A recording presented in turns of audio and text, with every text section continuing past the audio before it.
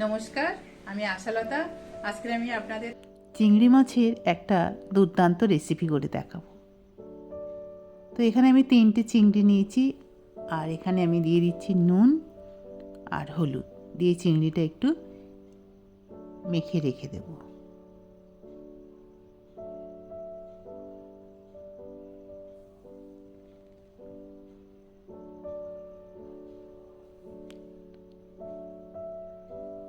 তো এদিকে নিয়ে নিয়েছি নারকেলটা ছোট ছোট টুকরো করে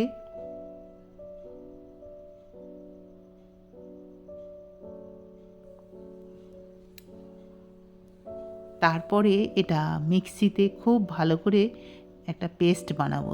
জল দিয়ে দিলাম অল্প, ঠিক এরকমই পেস্ট। এবারে এইটা দুধ নেওয়ার জন্যে কাপড়ে এটা ছেঁকে নিতে হবে।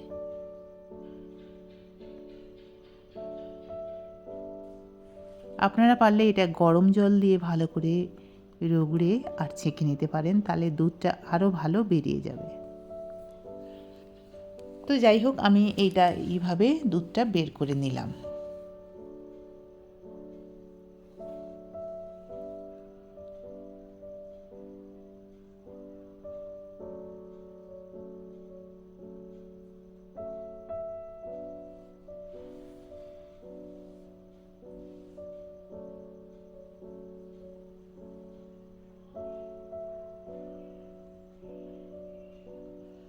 দুধটা একদিকে রেখে দিলাম, দিয়ে এবারে কড়াইয়ে দিয়ে দিচ্ছি সর্ষের তেল।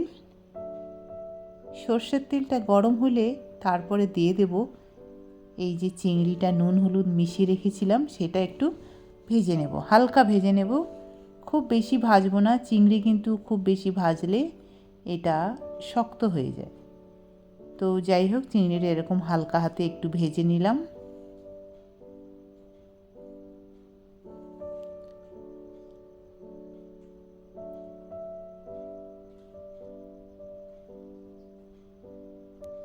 তো চিংড়ি ভাজা হয়ে গেছে। আবার এই কড়াইয়ে দিয়ে দেবো এই তেলের মধ্যে তেজপাতা, এলাচ, লবঙ্গ আর দিয়ে দেবো দারচিনি। দিয়ে এটা 15 থেকে 20 সেকেন্ড একটু হালকা ভেজে নেব। গ্যাসটা কিন্তু এখন একদম কমিয়ে রেখেছি। এবার এখানে আমি একটা পেঁয়াজ নিয়েছি, পেঁয়াজটা বেটে নিয়েছি, বেটে এটা আবার এই তেলের মধ্যে একটু ভেজে নেব। আমার যেহেতু 3টে চিংড়ি, তাই আমি একটা পেঁয়াজ দিয়েছি, আপনারা পরিমাণ বুঝে ব্যবহার করবেন। এবারে এখানে দিয়ে দিচ্ছি আদা রসুন আর কাঁচা লঙ্কা বাটা 1 চামচ দিলাম।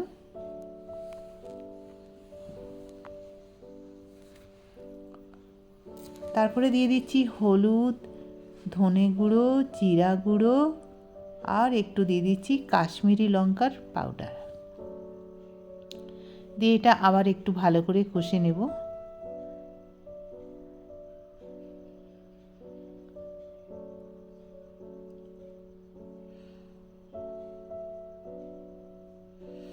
এটা এমন করে ভাজতে হবে যখন এর থেকে তেল বেরোবে, সেই মতন ভাজতে হবে। এবারে দিয়ে দিচ্ছি নারকেলের দুধ। এটা ভাজা হয়ে গেছে, তেল ছেড়ে দিয়েছে, আপনারা বুঝতে পাচ্ছেন। নারকেলের দুধ দিয়ে যখনই ফুটে উঠবে, তারপরে দিয়ে দেবো আমরা ভেজে রাখা চিংড়ি। দিয়ে এটা মিডিয়াম টু স্লো গ্যাসে রান্না করতে হবে 5 মিনিট। ব্যাস, বেশি সময় লাগে না এটা রান্না করতে। তো আমার নুন প্রথমে দেয়া হয়নি, এবার আমি নুনটা দিয়ে দিচ্ছি স্বাদ মতো।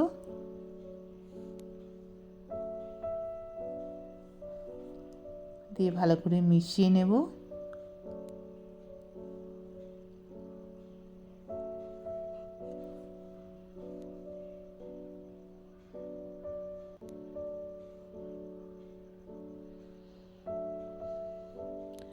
একটু দিয়ে দিচ্ছি চিনি, কারণ নারকেলের দুধ দিয়ে এই রেসিপিটা হচ্ছে, তো একটু মিষ্টি মিষ্টি হলে ভালো লাগে। আপনাদের যদি মিষ্টি পছন্দ না হয়, না দিলেও চলবে। এবারে প্রায় আমার এই রান্না হয়ে গেছে। এবারে দিয়ে দিলাম গরম মশলার পাউডার, আর লাস্টে দিয়ে দেবো একদম শেষের দিকে ঘি। ঘি দিয়ে এবারে এইটা নামিয়ে নেব।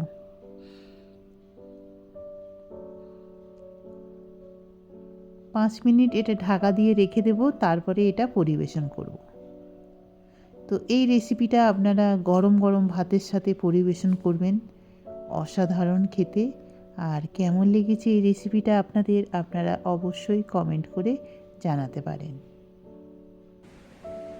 আমার এই রেসিপিটা যদি আপনাদের ভালো লাগে তাহলে লাইক করবেন, শেয়ার করবেন, সাবস্ক্রাইব করবেন আর আমার বেল আইকনে ক্লিক করবেন, তাহলে নতুন নতুন ভিডিওর সাথে আপনারা আপডেট থাকতে পারবেন।